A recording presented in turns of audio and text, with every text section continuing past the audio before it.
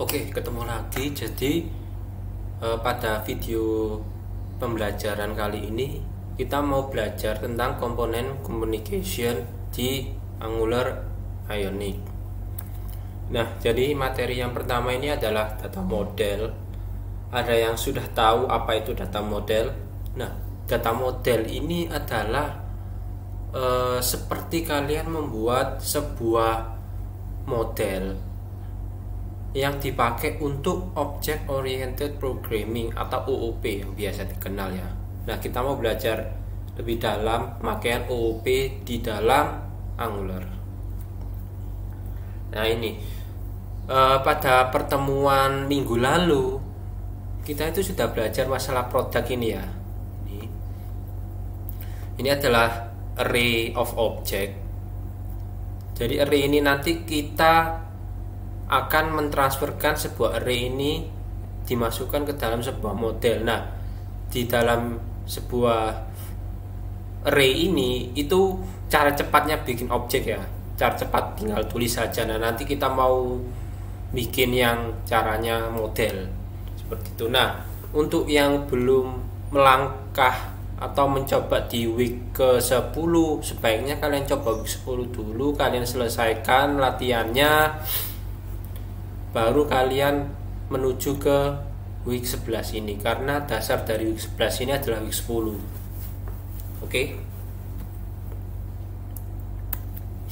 Nah, ini agar mengikuti paradigma MVC yang benar, maka data yang diolah atau ditampilkan harus diatur secara benar. Nah, jadi setiap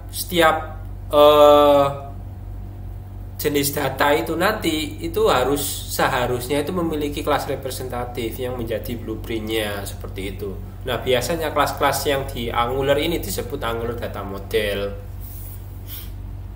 Agar si model ini bisa dipakai di komponennya sendiri atau bisa diakses untuk komponen yang lainnya berbeda. Jadi nanti biasa ya, kalau OOP itu kan satu kelas itu bisa diakses di kelas yang lainnya juga. Jadi fungsi-fungsi dari kelas itu nanti bisa dipakai oleh fungsi kelas yang lainnya seperti itu. Nah, ini caranya membuat kelas. Jadi kalian harus buat seperti ini dulu dan disimpannya di folder root ya, di app ini. Terus kalian bikin sebuah file namanya product.model.ts. Mari kita bikin seperti ini ya. Jadi buka editor kalian, terus ini editor saya pakai Visual Studio Code, FS Code biasanya sebutannya. Terus saya di sini ya, di app ini kalian bikin new file product.model.ts TypeScript ya. Kalian buat sebuah kelasnya product model. Nah, seperti biasa ya, di sebuah kelas itu pasti ada member-membernya, variabel-variabel yang akan mengikutinya. Public name misalkan di sini string, public price di sini number. Ini kita bikin sama seperti yang kita pembentukan sebuah array kemarin itu. Kita sudah bikin ini ya, yang minggu lalu. Nah, ini produk ini ya, di product.component.ts ini ada sebuah array of object. Jadi ada name, price, discount, URL.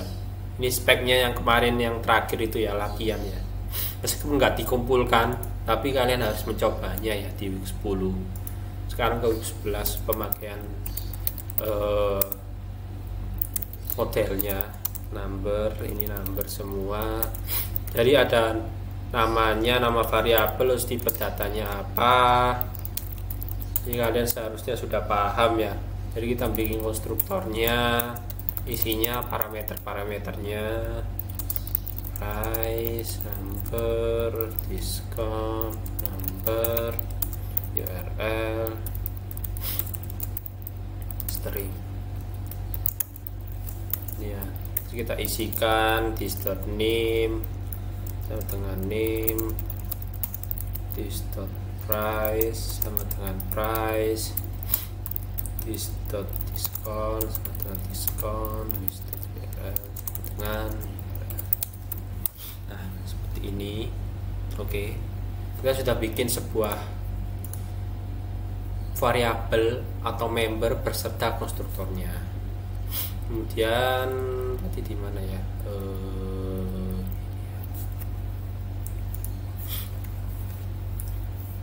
Nah, ini adalah tipenya TypeScript ya. Sebenarnya produk model ini adalah sebuah TypeScript dan juga bisa disingkat seperti ini.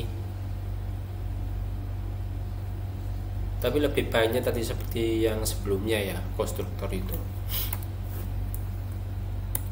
Terus kemudian buka kembali product.component.ts, tambahkan import product model agar bisa dipakai seperti ini. Nah, mengapa menggunakan titik-titik? Karena di product model ini, product component.ts ini ya, mengapa kok pakai titik-titik? Karena kita mau meload sebuah file di luar dari product.component.ts pakai titik-titik ini ya. Misalkan ini ya, product.model kan tempatnya di folder product. Nah, sedangkan product model.ts ini berada di root, jadi kita harus keluar dulu ya. Jadi kita harus mengimportkan di sini. Kalian tulis import product model from titik. Ini sudah ada kan sendiri. Kalau di Visual Studio Code ini dan kalian menginstal extensionnya pasti langsung kelihatan ini produk model. Nah, seperti ini. Jadi nanti si komponen produk ini kita bisa mengakses produk model yang ada di rootnya. Oke. Nah, kita jadikan array yang kemarin itu menjadi sebuah kelas. Jadi array of productnya ini kita masukkan ke dalam sebuah kelas. Jadi kemarin kan cuma array of object, sekarang array of class. Jadi tipenya array itu adalah product model gitu ya. Jadi yang ini sekarang masih di product.component.ts ini kalian rubah menjadi titik 2 produk model. Nah, ini sudah tipe datanya sebuah produk model yang diambil dari produk model ini, diimport ya. Produk model mengarah ke produk model ini, konstruktornya. Betul, dan harus diubah, nggak seperti ini. Jadi saya balikan dulu. Nah, ini saya kopikan ini, terus ini kita di komen dulu ya. Terus kita bikin baru produk model, terus kita isikan seperti yang di sini ya. Itu lebih cepatnya di copy paste saja ini ya.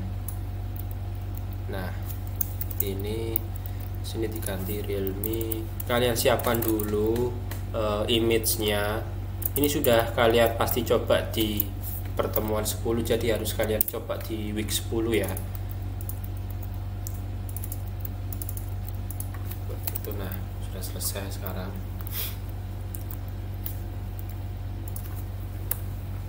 Oke, kemudian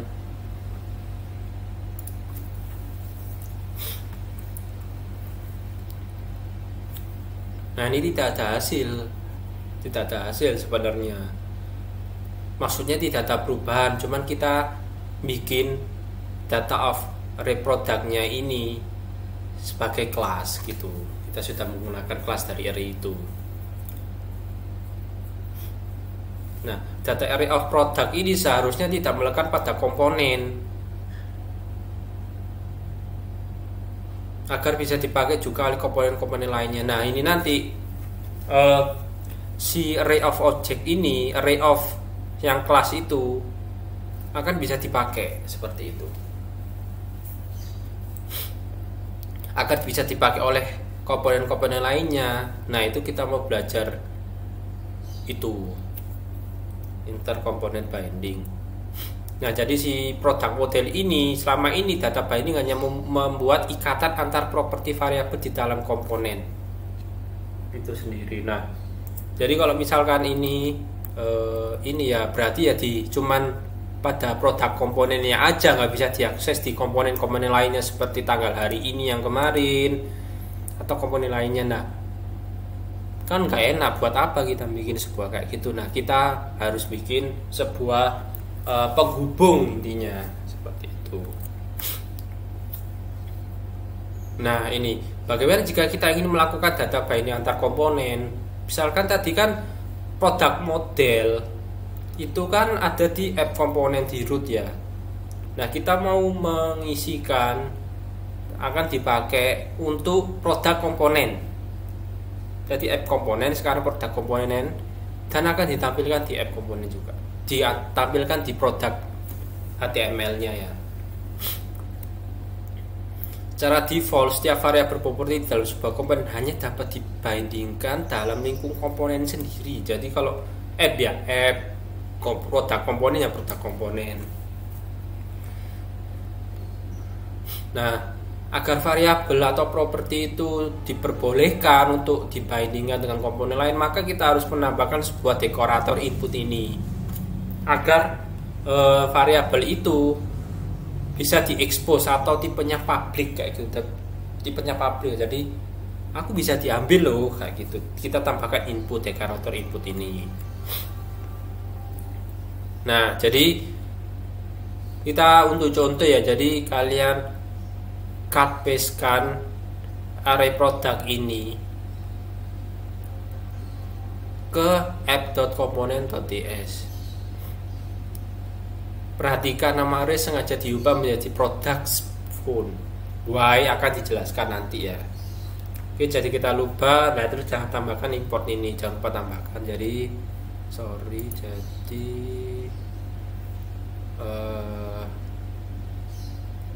ini ya, kita cut, terus kita lupa di product.app.component, mana app.component. Nah, ini ya, terus ini, terus ini kita coba rubah ya namanya ya menjadi products phone seperti itu. Terus jangan lupa ditambahkan import dari produk sama ya. Jadi kita harus mengambil import dulu agar kita bisa mengakses model kita, model produk ini ya. Kan tempatnya kan sama, jadi nggak perlu titik 2, cuman perlu titik ini aja. Nah, ini ya. Oke, ini apa ini salah ini? Oh, ini ya. Nah, gini, kita coba yang tadi array-nya ini kita pindahkan ke app.component.ts. Oke ya, terus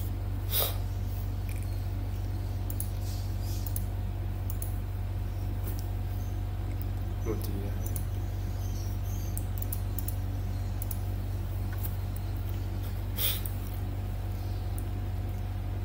nah, kita mau menambahkan dekorator, sebuah dekorator input. Jadi di produk komponen TS ini kita tambahkan sebuah input di importnya, di import Angular Core ya, agar kita bisa pakai si dekorator input dari Angular Core-nya. Jadi di produk komponen ini agar kita bisa mengakses si inputnya. Input ini ya, input. Terus di sini kita tambahkan sebuah dekorator input products seperti itu ya. Nah, tujuannya ini kita mau mengambil sebuah array yang ada di app komponen ke produk komponen, array yang ada di app.component ke produk komponen. Oke, kemudian lanjut ya, Nah, seperti ini ya. Nanti kita membuat app komponen ini product phone yang tadi yang kita sudah bikin kita masukkan ke dalam variabel input kosongan, produk komponen yang kosongan itu. Oke. Nah, selanjutnya kita tambahkan custom property bindingnya di app product. Nama custom property-nya ini harus sama ya dengan variabel di dalam produk komponennya ya. Jadi ini adalah sebuah input dekorator di dalam product.component. Kalau ini products phone ini adalah sebuah variabel yang ada di app.component ini sebuah array tadi ya. Jadi kita tambahkan jadi ini ya. Ini products di product component. Kita akan mengisikan sebuah variabel products ini dari products phone. Caranya di app module apa tadi app komponen.html kita isikan di sini ya. Jadi products ini yang ada di app product ini kan, karena tagnya app product maka kita harus bikin sebuah variabel di sini, property di sini namanya products, terus kita isi dengan products phone. Nah, seperti ini.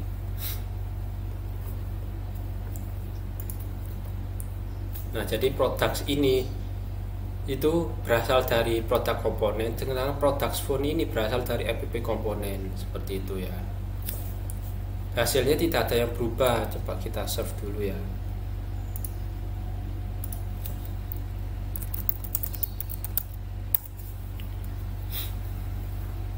Sambil menunggu hasilnya tidak ada yang berubah, namun data produk sekarang sudah tidak lagi berada di produk komponen, tetapi sudah berada di root komponen, yaitu app.component. Seperti itu ya.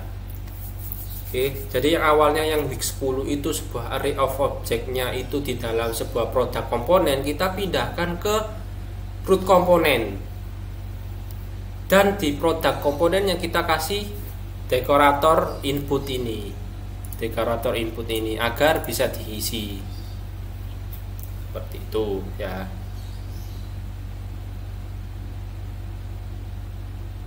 Nah, hasilnya seperti ini ya. Kita buka di Mozilla aja.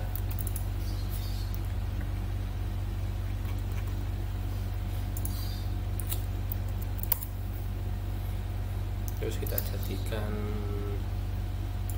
sebuah mobile aja. Nah, kayak gini hasilnya ini ya.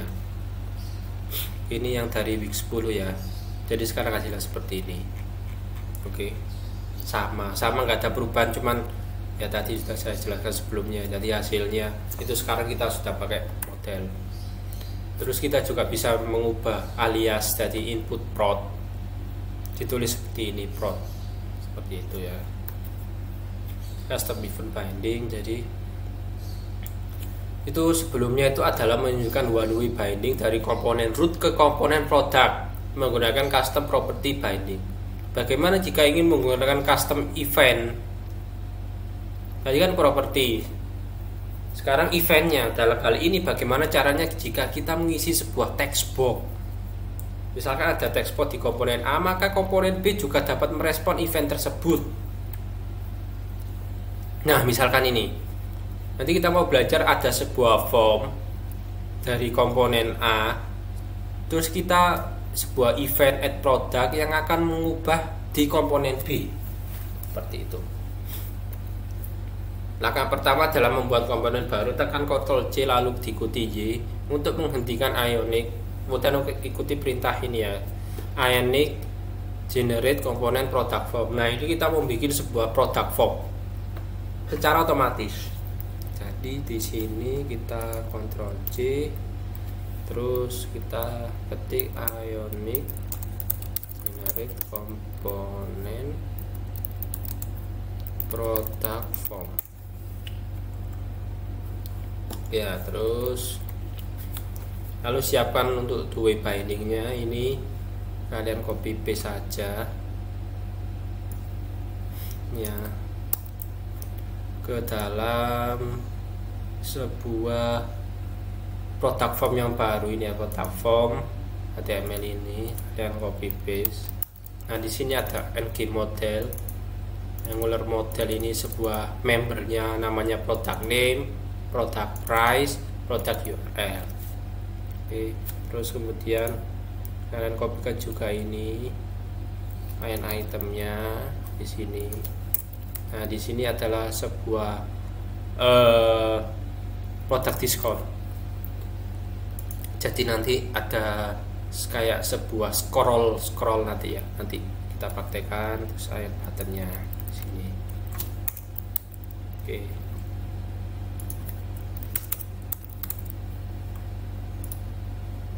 Nah terus kalian buka product form komponen, lalu tambahkan properti berikut ya. Jadi di product formnya kita inisialisasi nama variabelnya, kita pembuatan variabel di product form komponen ini ya, ini. Terus kemudian hasilnya bakal seperti ini, seperti itu. Kita coba ya.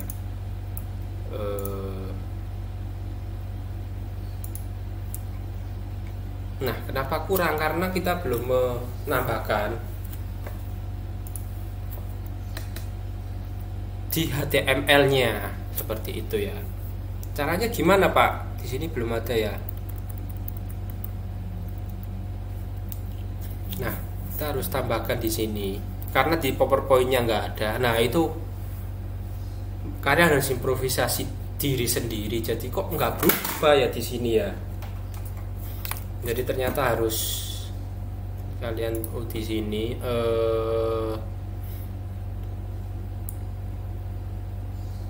di app komponen HTML ini kalian tambahkan ini ya, app product form. Nah nama tagnya kita cek. Oh ya kita belum di serve. Ini serve ini ya.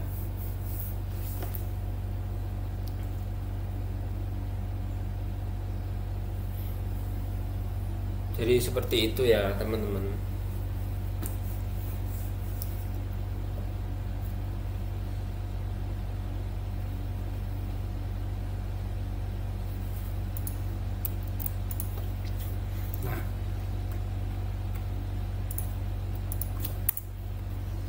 Nah ini kok kenapa kok masih kosong, karena di PowerPoint ini nggak dijelaskan.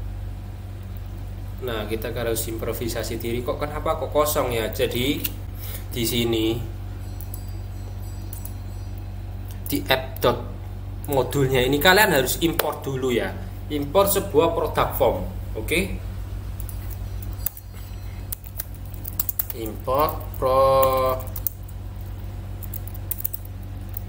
product form gini ya. Terus kita ngambil form dari sebuah product form ini ya, product form, product komponen. Nah jadi kita harus mengimportkan dulu. Terus di sini juga di declarationnya, di deklarasi ya, product form ini.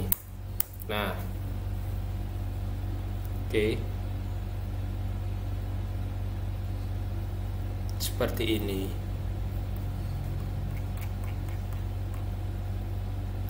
Export product form was not found. Nah kurang komponen ya, komponen. Nah gini, jadi harus menambahkan sebuah komponen ini biar bisa diakses si deklaratornya ini. Kita coba.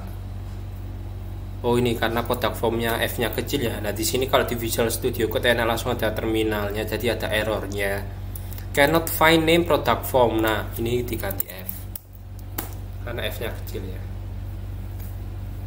seperti itu. Nah ternyata kurang lagi, cannot find name, berarti harus ada komponennya. Nah enaknya itu gitu ya. Jadi kalian kalau misalkan error, kalian lihat di terminalnya, oh ternyata errornya di sini, terus sini, seperti itu. Nah nanti hasilnya ini ada nama formnya di atasnya.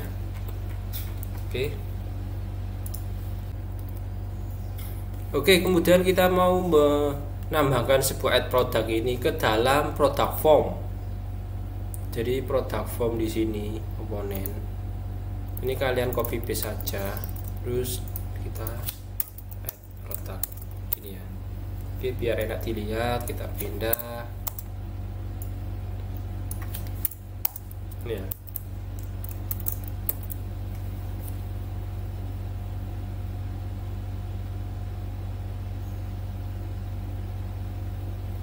Nah, kemudian ini masih error. Kok bisa ya? Kenapa ini ya? Nah, itu kalian harus add-kan lagi, import lagi di sini, import. Apa tadi? Nah, seperti yang kita importkan di app component.ts ini ya. Ini ya, seperti ini. Juga kalian harus kopikan seperti ini.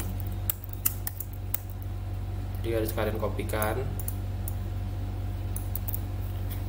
ke product formnya juga agar bisa diakses product form component.ts ini ya.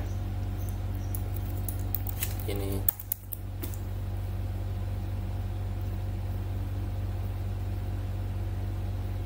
nah, karena ini adalah product form ini di sebuah folder, maka kita harus mengakses product.modelnya itu di luarnya ya. Jadi harus pakai titik-titik seperti itu ya. Oke, mari kita coba produk ini. Misalkan saya ketik ini kan. Nah, ini kenapa belum bisa? Nah, kita harus menambahkan sebuah listener dulu dong. Nah, ini kita belum ini. Jadi kita tambahkan sebuah klik ini ya. Klik add product di dalam sebuah button pada product form komponen HTML. Oke. Jadi di product form komponen HTML ini kita mau kasih bindingnya ini ya. Agar kita bisa mengarahkan ke add product. Seperti itu. Kemudian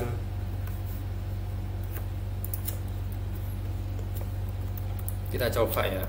Jadi misalkan saya klik product name-nya, name produknya 2, URL-nya A, simpan. Loh, kok hapus ya? Ya jelas, karena event dari on click-nya ini kan add product di dalam product form ini. Nah, product form ini akan mengisikan seperti ini kebalik ini ya, harusnya gini ya. Nah, akan diisikan this product name-nya 0, product price-nya 0, product URL-nya ini, product diskon-nya seperti ini. Seperti itu ya. Oke.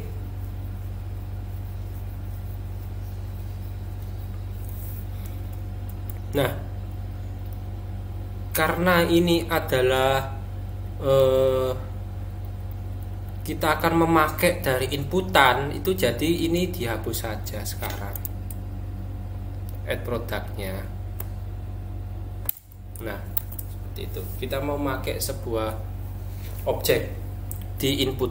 Jadi this product name ini akan diisi oleh sebuah formnya tadi, product form.komponennya ini ng model. Ini ada product name, price, product URL sama diskon. Nah, ini nanti diisi ke sini, product name, product price, product discount, product URL. Oke, seperti itu ya teman-teman.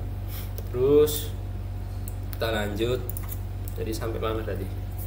Nah, sampai ini ya. Cek tampilannya seperti ini, terus kita tulis seperti ini. Kita on click, nanti hasilnya seperti yang tadi. Nah, selanjutnya ini ada namanya emit event. Jadi selanjutnya objek produk yang dibuat lewat fungsi add product itu harus dibroadcastkan agar dapat ditangkap oleh root komponen. Jadi form ini adalah di product form komponen. Agar bisa ditangkap di root komponen, maka kita pakai event emitter. Untuk itu perlu dibuat sebuah objek event emitter. Objek ini nanti membawa produk yang telah dibuat sehingga dapat ditangkap oleh root komponen. Buka product form.component.ts, import terlebih dahulu namanya event emitter ini ya. Oke, buka product form.component event emitter ini. Oke, jadi di mana ya, di produk komponennya ini, product form komponennya ini kita tambahkan di sini event emitter. Nah, ini sudah ada. Oke, kemudian kita sudah import produk modelnya, terus kita buat variabel baru di sini ya. Jadi product created sama dengan new event emitter product model. Nah, kita ini seperti pembuatan array list ya di OOP ya, di Java atau di C# ya. Jadi kita bikin sebuah event emitter ini agar bisa di broadcast ya. Oke, lanjut. Nah, event emitter ini bertipe product model. Artinya objek ini dapat diisi oleh sebuah produk model ya. Ingat, objek event emitter ini harus di-trigger dulu. Paling tepat triggernya ini dilakukan pada saat menekan tombol add product. Terus tambahkan perintah emit pada add product. Ini ya. Emit ini bertujuan untuk membroadcast event product created, di mana di dalamnya membawa sebuah produk. Seperti itu ya. Jadi semacam mengisikan product created ini dalam bentuk produk model ini, seperti array list kayak gitu loh. Jadi kita create di sini this.product created yang kita sudah bikin di sebelumnya ini, terus .emit p seperti, agar bisa diakses ya. Terus kemudian, nah, namun agar sebuah objek dapat didengar, maka kita perlu menambahkan deklarator output. Ditambahkan dulu output ya. Jadi nanti agar bisa didengar ya, agar bisa diambil juga, maka kita harus menambah deklarator output. Terus tambahkan di sini output gitu ya, hasil namanya output ya, agar hasilnya ini bisa ditampilkan seperti itu. Tadi kan sebelumnya kan input, sekarang output. Ini ya. Terus saya dulu. Nah, sampai tahap ini event product created berhasil di broadcast setelah di trigger sebelumnya melalui tombol add product. Oke, bagaimana caranya root komponen menangkap event ini? Nah, seperti itu caranya. Untuk menangkap event ini, event dari product form, maka manfaatkan custom event binding. Custom event binding ini adalah event buatan kita sendiri yang dapat digunakan sebagai listener terhadap event tertentu yang custom juga.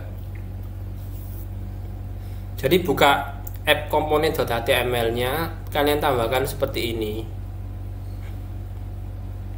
Product created sama dengan product added. Nah, product created ini adalah event ya. Event dari product form yang di-broadcast-kan atau di-emit oleh product form.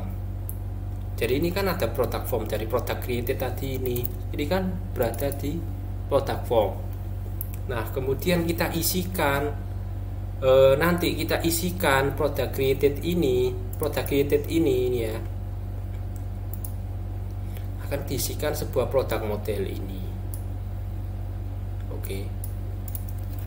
Nah, kemudian pada waktu on click-nya ini kita isikan product added ini.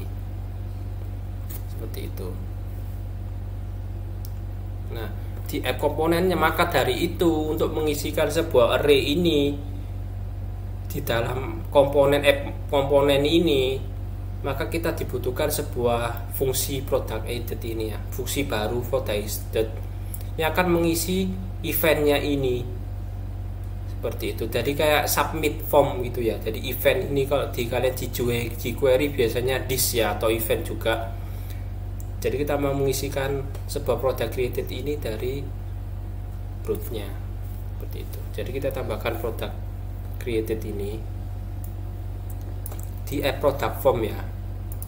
Jadi di app product form, di product app komponen HTML ini kita sudah bikin tadi, terus kita tambahkan sebuah ini ya, emitting product created. Nah, terus product created ini akan mengakses product edit ini seperti itu, event. Oke. Kemudian di app komponen TS nya, modul komponen TS nya ini kita isikan sini ya, kita isikan sebuah product edit ini, fungsi product edit ini. Nah, seperti di jQuery ya, jadi mengisikan array-nya ya, jadi mengisikan array product phone ini, itu nanti ditambahkan push sebuah event seperti itu. Oke. Nah, formnya tadi kan, karena formnya kan formnya ini itu berada di product form, maka cara mengambilnya juga harus pakai emitter seperti itu ya. Oke. Nah, kemudian kalian simpan. Coba ya, saya coba dulu apakah bekerja ini, saya tidak tahu. Kita coba bareng-bareng. New data price nya 99, diskonnya harusnya di bawahnya dia ditambahnya. Nah, ini ya sudah selesai. Jadi kita sudah menambahkan event baru, event emitter. Oke, seperti itu.